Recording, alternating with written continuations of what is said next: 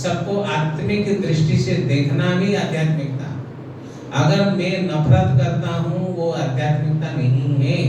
कोई भी धर्म वाला किसी को भी आप अपना बना सकते हैं, सब समान है। ये तो हम लोगों ने ये दुनिया को बांट लिया, अलग अलग अपने अपने दुकान बना लिया। लेकिन ब्रह्मा कुमारी में सभी सारे विश्व के सारे जो भी आता है वो ये नहीं कहता है कि ये धर्म को नफरत करो, ये धर्म को अपनाओ। कोई धर्मांतरण हमारे नहीं होती है। तो इसीलिए आध्यात्मिकता मतलब है कि सब मैं कौन हूँ, मैं परमात्मा का संतान हूँ, मैं आपस में भाई भाई हूँ। आत्मा ज्योति स्वरूप है और परमात्मा महाज्योति है, दीपक राज है।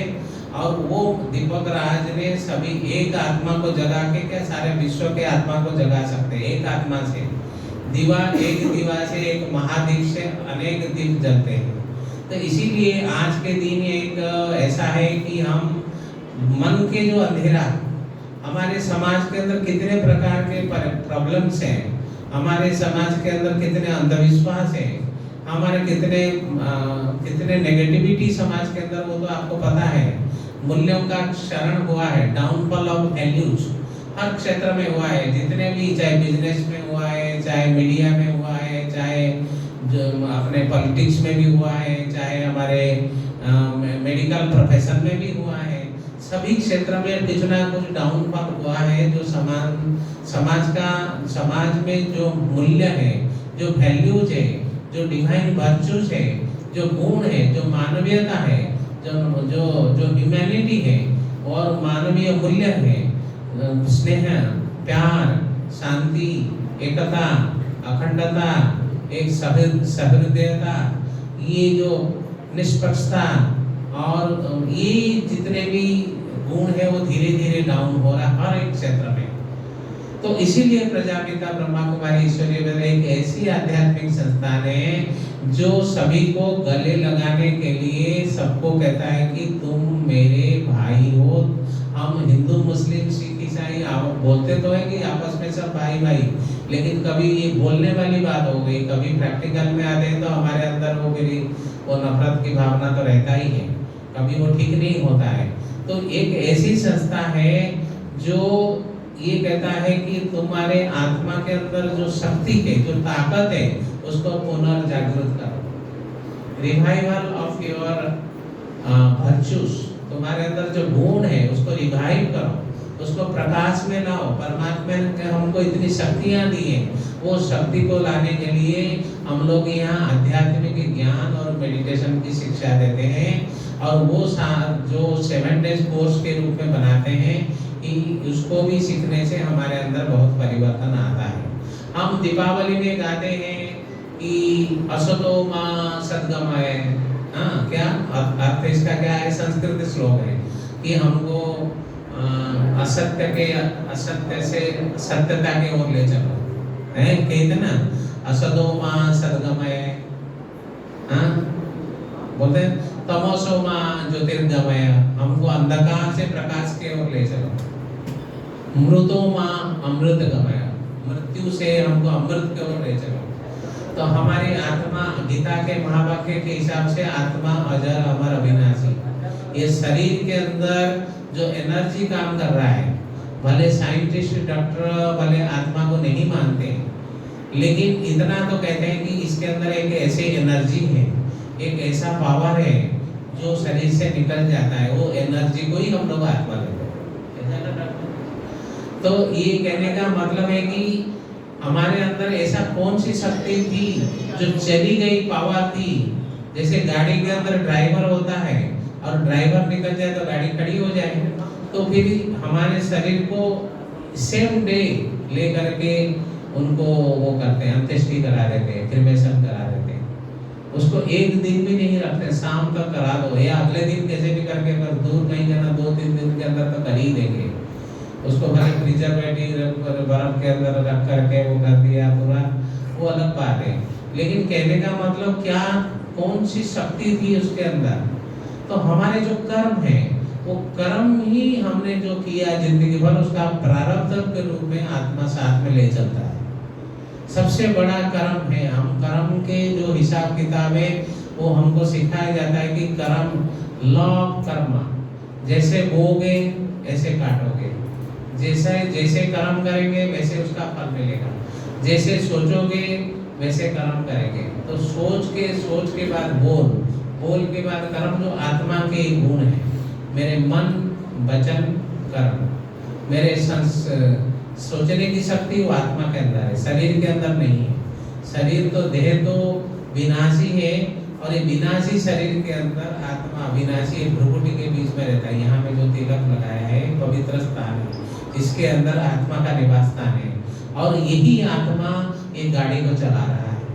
तो ये भावना जब तक नहीं होगा, उसमें पुरुष स्त्री, जैसे आजकल देखो कितने गड़बड़ है कि महिलाओं के साथ कितने अत्याचार हो रहे हैं, हमारे समाज के अंदर कितने सारे प्रॉब्लम्स हैं, कितने सब कुछ है, कितने दृष्टि वृद्धि सबके कितने गंदे हो गए हैं। सब जगह झगड़े चल रहे हैं, फसाद चल रहे हैं, भाईचारा की बात कोई करने, स्वार्थ पैसा वोट करने की जो चल रही है। मैं एक कहानी सुनाता हूँ, सच्ची कहानी। तो एक मैंने जो सुने हैं किस्सा, तो एक फकीर उसको पैसा मिला, 100 रुपये मिला। उसने कहा वाह मेरे को 100 रुपये मिल गया, पुरानी जमाने की बात है। तो उसने कहा कि मैं आज बहुत कुछ खरीदूंगा, मेरे को 100 रुपये मिला, क्या खरीदूं, सोचता रहा मैं क्या खरीदूं। आखिर 100 रुपये में क्या खरीदूं, आजकल 100 रुपये का तो कोई वैल्यू नहीं है।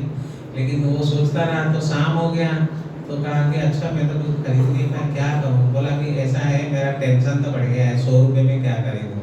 तो उसने 100 रुपये फेंक दी बाहर। फिर चैन के नींद सो गया। तो फिर उसने सोचा कि मैं 100 रुपये के लिए इस पूरे दिन कितना टेंशन में रहा, अगर मैं 100 रुपये फेंक दिया, मैं भगवान को धन्यवाद, हे परमात्मा आपने देखो आपकी याद मेरे को कितनी अच्छी आ रही है। मेरे को चैन की नींद भी सोने को उस दिन से सो भी नहीं पा रहा था, आज तो बिल्कुल मेरे को नींद आने वाली नहीं थी। अच्छा हुआ मैंने फेंक दिया और आपके याद आ गई, आपको धन्यवाद। फिर उसने ये भी सोचा कि जिसके पास धन दौलत है, करोड़ों अरबों रुपए हैं, यूज नहीं कर पा रहे, फालतू ऐसे पड़े स्टोरेज, तो वो नहीं कर पा रहे, वो कितने टेंशन में होंगे कि उनके पास सब कुछ होते भी, सब कुछ है, सब कुछ उनके पास है, समृद्ध है पूरा, लेकिन सब कुछ होते हुए भी उनको तो कहाँ नींद आएगी। जब मेरे को 100 रुपये में नींद नहीं आ रही थी, मैंने फेंक दी, फेंकने के बाद मुझे नींद आ गई, तो भगवान आपको बहुत धन्यवाद।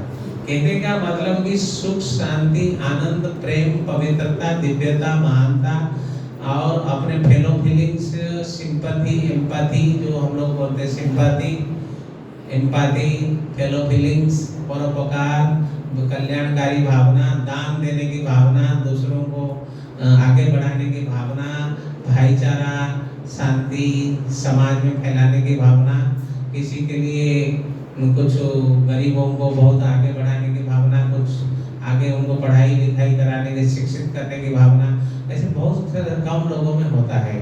तो ये एक श्रेष्ठ कर्म है जिसके आधार पे हमारे अगले जन्म में हमको ऐसे जन्म मिलता है। ऐसे नहीं कि कोई फकीर बना तो वो बहुत अच्छे कर्म करके फकीर बना, नहीं। कई पिछले जन्म की बात होती है जो उन्होंने ऐसे कर्म करके फिर ऐसे बनते हैं, लेकिन उनसे हमको कोई नफरत नहीं होता है।